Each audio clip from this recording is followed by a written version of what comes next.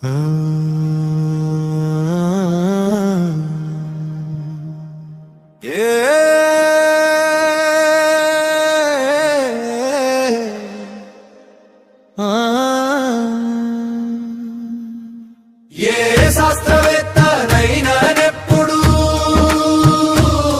తన స్వంత జేబులో నుండి ఏది కాని పెట్టడు. ప్రకృతిలోన గుప్తంగా దాగి ఉన్న వాటిని శోధించి కనిపెట్టి లోకాలకందించును.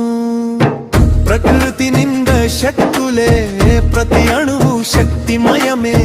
ఆ శక్తులే ప్రకృతి మనకు ధారపోసింది, తన ఒడినే